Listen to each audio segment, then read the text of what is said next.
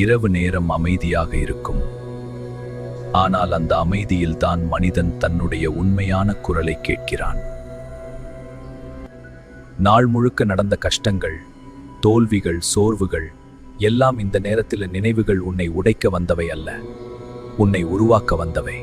அந்த அமைதியில் ஒரு உண்மை நினைவில் வை, அழிவு கூட ஒரு புதிய உருவாக்கத்தின் தொடக்கம்தான். இன்று உன் நாள் மோசமாக போயிருக்கலாம், ஆனால் அது உன் வாழ்க்கை மோசமாக போகிறது என்று அர்த்தமில்லை.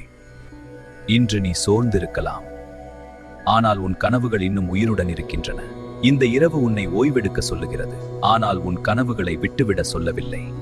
இன்று நீ சோர்ந்திருக்கலாம், ஆனால் உன் கனவுகள் இன்னும் உயிருடன் இருக்கின்றன.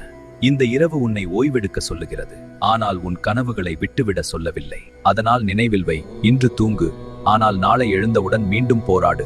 ஒரு நாள் இந்த இரவு நேரத்தில் நீ நினைப்பது, இந்த கஷ்டம்தான் உன்னை வலிமையானவனாக மாற்றும். உன் உள்ளே இருக்கும் தெய்வீக ஆற்றல் எழுந்திருந்தால் இந்த வீடியோவை பகிர். உன் எண்ணத்தை கருத்தாக எழுது. இன்னும் இப்படிப்பட்ட விழிப்பு வீடியோக்களுக்கு சப்ஸ்கிரைப் பண்ணு. ஹர ஹர மகாதேவ்.